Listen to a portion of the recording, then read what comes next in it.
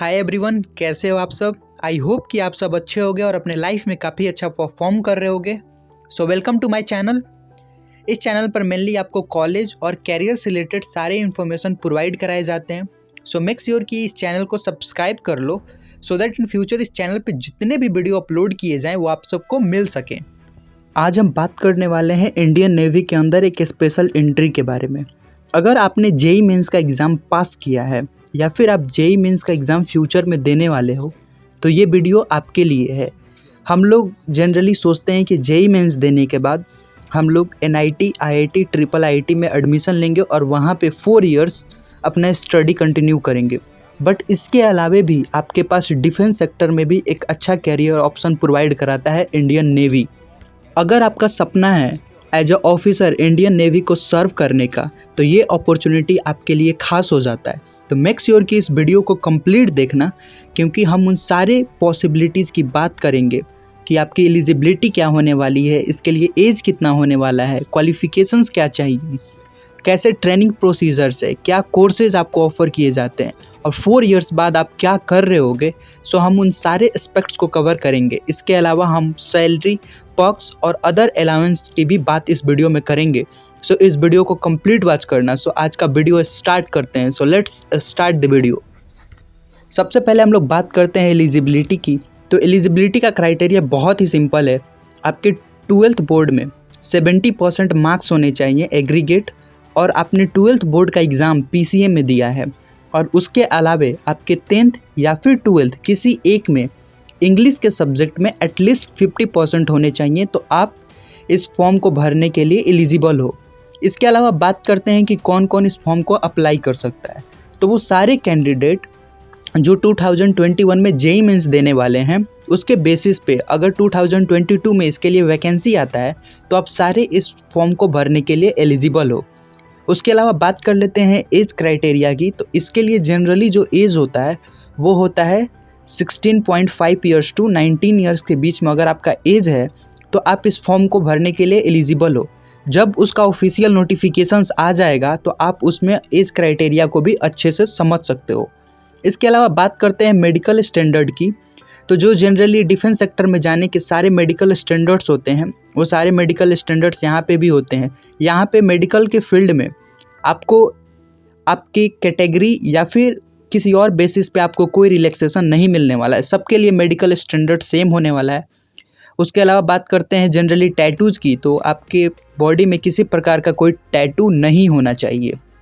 बात करते हैं वैकेंसीज़ की। तो टोटल नंबर ऑफ़ वैकेंसीज जो आती हैं पर ईयर वो हर साल वेरी करता है। वो डिपेंड करता है कि कितने सीट्स और कितने बच्चों की उनकी रिक्वायरमेंट है।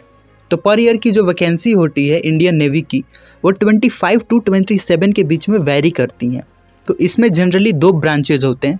पहला होता है एजुकेशनल ब्रांच, जिसके लिए पर ईयर 5 टू 6 वैकेंसीज आती हैं, और दूसरा होता है एग्जीक्यूटिव एंड टेक्निकल ब्रांच, जिसके लिए जनरली 21 टू 22 वैकेंसीज आती हैं। सो आप देख सकते हो कि वैकेंसीज काफ़ी कम है। सो इसके लिए जो कंपटीशंस है वो काफ़ी टफ हो जाता है। तो ऐसे कंडीशन में आपको जेईई मेंस में काफ़ी अच्छा परफॉर्म करना पड़ता है, क्योंकि जेईई मेंस के मार्क्स के बेसिस पे ही इंडियन नेवी आपको शॉर्टलिस्ट करता है एसएसबी के लिए।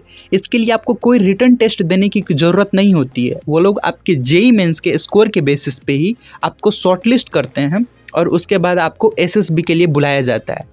और जनरली जब आप फर्स्ट टाइम एसएसबी के लिए जाते हो तो ऐसे कंडीशन में जो ट्रेन की बुकिंग है आपके सेंटर तक वो आपका इंडियन नेवी ही करता है। तो उससे भी रिलेटेड आपको कोई प्रॉब्लम नहीं होना चाहिए ना। बात करते हैं इसके लिए सिलेक्शन प्रोसीजर क्या है। तो सबसे पहले बात करते हैं कि शॉर्ट लिस्टिंग कैसे होता है, क्योंकि इसके लिए आप कोई रिटन टेस्ट नहीं होने वाला है। आप जेईई मेंस का एग्ज़ाम देते हो और उसके बाद इंडियन नेवी का फॉर्म भरते हो बीटेक एंट्री का।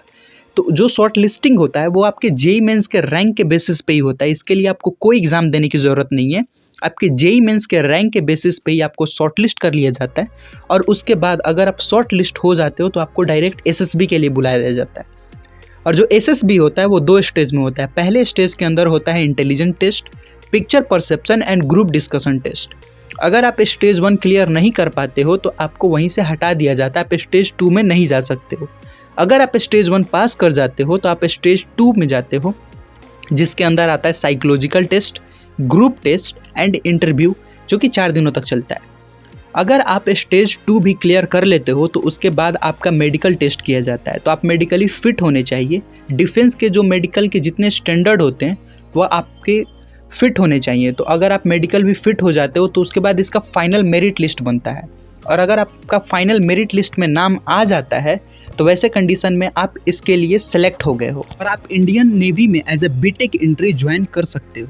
बात करें इसके अंदर मिलने वाले कोर्सेज के बारे में तो इसके अंदर आपको mechanical engineering, applied electronics and communication engineering and normal जो होता है इलेक्ट्रॉनिक्स और कम्युनिकेशन इंजीनियरिंग देखने को मिल जाता है। इसमें 4 इयर्स के बाद आपको JNU से बीटेक की डिग्री मिलती है और उसके बाद ट्रेनिंग एंड स्टडी कंप्लीट होने के बाद एज अ लेफ्टिनेंट आप इंडियन नेवी में पोस्टेड हो जाते हो। तो आप समझ सकते हो कि ट्रेनिंग के जस्ट बाद ही आपको इतना अच्छा जॉब मिल जाता है अपने नेशन को सर्व करने का एज ए लेफ्टिनेंट। सो ये एंट्री काफ़ी खास हो जाता है। अब बात करते हैं इसके ट्रेनिंग एंड स्टडी सेंटर की।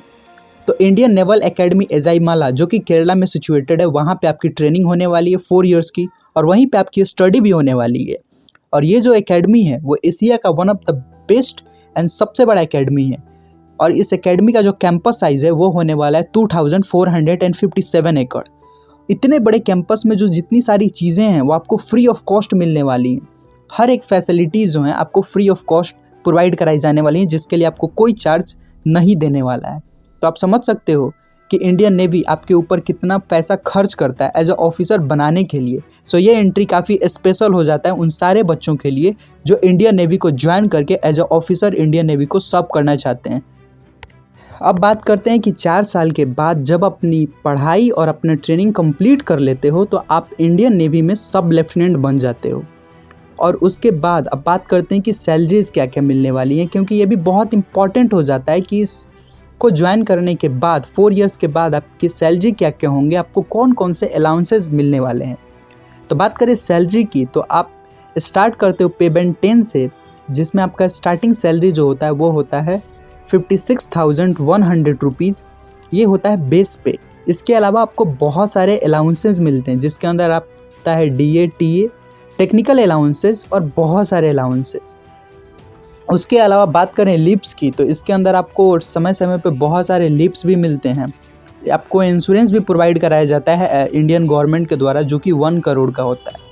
उसके अलावा बात करें प्रमोशंस की तो यहाँ पे टाइम टू टाइम आपके प्रमोशंस होते हैं और आप सब लेफ्टिनेंट से कमांडर बन सकते हैं। सो आप समझ सकते हो कि ये कितना अच्छा कैरियर अपॉर्चुनिटीज़ होने वाला है। 4 साल के बाद आप इंडियन नेवी में जॉब करते हो, टाइम टू टाइम आपको प्रमोशंस मिलता है, उसके साथ साथ आपको बहुत सारे बेनिफिट्स मिलते हैं। तो आप समझ सकते हो कि ये जो एंट्री है वो काफ़ी खास हो जाता है अपने आप में। So prepare well for this entry to join Indian Navy as a officer. So thank you so much इस वीडियो को देखने के लिए। अगर आपको लगता है कि ये वीडियो देखने के बाद आपने कुछ सीखा है और ये वीडियो आपके लिए इन्फॉर्मेटिव रहा है तो मेक श्योर कि इस चैनल को लाइक कर देना और इस चैनल को सब्सक्राइब भी कर देना so that I can upload more and more videos on YouTube. So thank you so much, have a good day, जय हिंद।